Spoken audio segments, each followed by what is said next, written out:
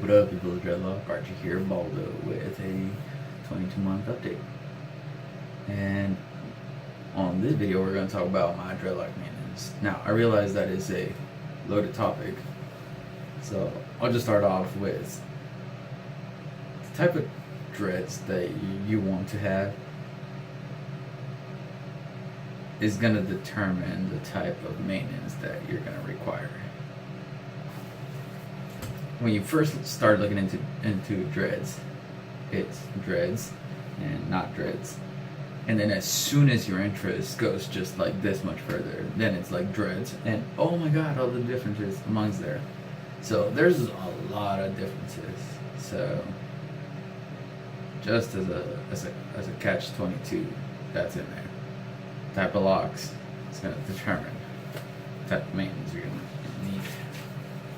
And then I'm just going to go into my own personal maintenance. I didn't change my washing routine for the first 10 to 12 months. At 6 months, I say I notice residue as not as an issue, but as a topic that I need to address. So first 6 months, no major difference. 6 months, start thinking about it. Played with shampoos a little bit. And then right off the bat, I settled with Dr. Bronner's and the occasional Head and Shoulders. Caveat on Dr. Bronner's. I'm familiar with Dr. Bronner's because once in an occasion, I like to go camping or hiking or outdoor stuff.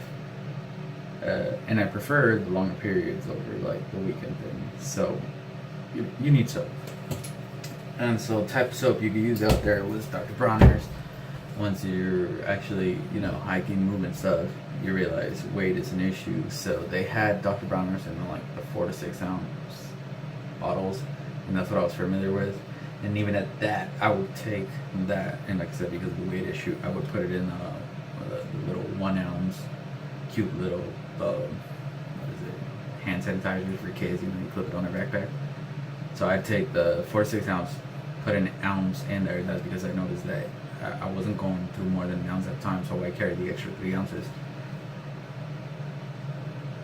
Anyways, high concentration, you don't need that much. And I'm mentioning this because I've seen videos of people like pouring this stuff. I did not know that it came in bottles bigger than this.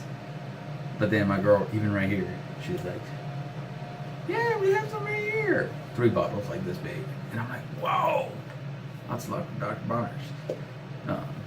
Mainly because I'm like, you don't need much, more than this. I could do with this. Wow. Anyways, that's Dr. Bronner's. I separate. So, I install my locks, therefore I want to maintain that. And they've been shifting slowly. I think I mentioned, and I wrote this down, I think I mentioned it in the video once. Kind of like mussels at a beach, very slowly shifting with the tide. I think that over the 22 months, they've slowly done that with my separating and adjusting. Or now I just noticed this recently. The part down here that was normal for my hair, because I rocked that little side all like forever, they've slowly adjusted to that. Like now I have that part right here, like if they'll part there normally, like comfortably. So I noticed that. I separate from the root going upwards. And I like to make the reference of the tying a shoelace. And like from when I was doing it. But just in general, when you're separating, like you're not gonna, and I've seen people pulling them like this. And I'm like, it's gonna rip or you're gonna tighten the knot all the way to the bottom. It's like your shoelace, you could pull 2 strands, but unless you undo the little crossover, you're just tightening that little crossover. So I like to go from the root upwards, and I like to do it sporadically here and there, maybe one a week if it needs it. And when I do one, I'd suggest you pull out, like say right now I have them all up here and I wanted to work on ones from here, so I pull it out. I wouldn't just pull this one and start separating here. I'd pull all the ones around there, because it's hard to find the center point of the ones around there when you're pulling, and you might pull out of the ones in there. I don't know if that makes sense. I know somebody out there That makes sense too, for a fact, I know. Anyways, pull the ones around there when you're separating. So I realized that I wanted to do separating, and then I realized that I hate separating, so I wanted to facilitate that. And so rubber bands. Now I've messed with rubber bands when I've never had like hair this long, but I've had like some hair where I wanted to use rubber bands and I used the regular rubber bands. I didn't like them. I found these here at the house. They're plastic. I actually requested these be ordered for the house. But before these, I used something like these. They were like more colorful because my kids use them, but more colorful and smaller. I asked for more and I got them in clear and slightly bigger, but they're plastic. It makes a difference. The hair doesn't like grip like with rubber, so let me see. I just recently put a rubber band on this one. There's the rubber band, right? Anyways, say I pulled hair from, and as it actually did, I pulled a lot of hair that was in between these two. And so I had a big grouping coming right here, right? These rubber bands, because they're plastic, you could actually like move the hair like this, and it's gonna be restrained where it is, but you could actually like move it. So now it's gonna be restrained here, restrained here, restrained here, so you can start moving it around. On that note, there's rubber bands. I like rubber bands, and there's the positives of rubber bands. Wherever you group it, that hair is going to go there. That's one of the pros. One of the cons is if you miss some hair, that hair is going to have a hard time getting in there because there's a plastic barrier between it. So, if you apply them by yourself, you might miss a spot here or there, but if somebody helps you out, you're more than golden. So that's rubber bands, separating. If you don't mess with them for a bit, you'll notice the hair growth. So it'll be like you'll have locks and then you'll actually have hair growth. I have a theory about that. It's like the whole biology environment thing. Anyways, eventually the hair will grow long enough and then it'll twist all together and then it'll continue the process. So here's where palm rolling or palm rubbing comes into play. I just not discovered, but I realized that there's two major differences that I've used, and one is dry palm rubbing. So here's this one. I mentioned the situation where there's hair coming all from one angle, and you want it to wrap around. So when it's dry, you just crisscross the top, just slight force, because you're not trying to. There's nothing you're gonna do with palm rolling whilst it's dry. You're just gonna friction the hair. You don't want to do that. So just literally like let the top hairs that are loose, those are the ones you're crisscrossing, and you're not like tightening, you know. That's not what you're looking for. At least me, that's not what I'm looking for. I'm just looking for that hair to be distributed around so that it could, and crisscross so that it could slowly start working there. When it's wet, you could shape them. Why? Because you can move mad amounts of masses of it, and you just apply a little more pressure, and with the water, like allowing them to free float, like they're soaked, so there's each strand, but each strand has like some kind of H2 something around it.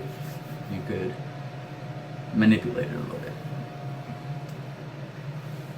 If you wanted to bring it closer to the root, closer to the scalp, that's what I suggest, is manipulating palm roll, and I'm doing it like this because I don't like to shape the top, but if I wanted to bring the knots from like here to here, it's not gonna tighten it like I said, but it'll loosen them up and bring them down to where the new growth is now working with those loose knots.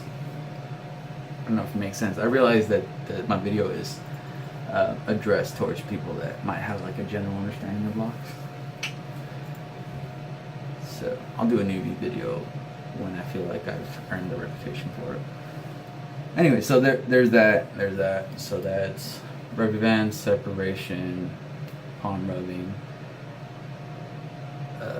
There's root rubbing, where you'll separate the lock, the hair you want in it, you'll scissor it between your fingers, and you'll come the other way with the other one, and you'll rub it. So what this does is it'll take all those loose strands, and because they're loose enough to be manipulated, you could wrap them. I don't like doing that on the big ones because you could see the wrapping. I just don't like it. But I'll use it on the smaller ones because you can't tell, for one. I mean, you could tell when you first do it, but it's loose enough that it'll essentially just loose a few of the wraps, but maintain enough that it goes to there. So I'm mainly use it like to augment more hair into the ones that it needs it. And I do that because the bigger ones obviously take more hair more easily than the little ones do. It might actually be easier for the little ones to get sucked up into a big one. So because of that, I actually don't mind adding hair to the smaller ones with this matter. However, if that remains, that looping thing that it does, if that remains, and I don't like it, I'll take a fiber cloth or a wool hat or something, and I'll do the root rubbing like this. Wait, not like this. Like this. That's a science. You have to go counterclockwise. Anyway, so I'll do that. And that's the thing. No, wait. The infamous crochet hook. I love the crochet hook. One of my biggest fears was that it would severely augment the overall appearance from it. And I don't like that appearance of it. However, I do like using it to bring in strands, or I know I'm going to eventually use it to conjoin a few locks. So I like this about it. It's very precise. You could manipulate a few strands at a time, and if you know how to use it, you could legitimately use it to help the locks and not to damage them. Unfortunately, like, the damage potential is like huge for it. You need some level of skill to apply it. And yeah, I was talking to another dreadhead, and he described this shedding. He said his locks shed. Now, he also told me about, crochet hook using. And that's about all I could like, logically come to conclude is that you break enough strands, eventually you'll weaken. It might hold for a while, but eventually, like, it's pieces. And if it's pieces, it's prone to shed. I've noticed it. Like, I've broken strands with it before. So on that alone, the crochet hook, I really have to say I could count the locks that I've used it. I'm gonna do it right now, but I know it's not more than like 13. It'd be like one right here. No, I've done these two. I've done one right here, and like I said, experimental, not even like tiny. The one back here, I haven't used it a lot. I have used it, I haven't used it a lot. So that's pretty much my maintenance routine. Sporadic but consistent. In the 22 months that I've had my locks, I have to say that's been that's about as all I can give you. Sporadic but consistent. And this is, I think they're doing what I want them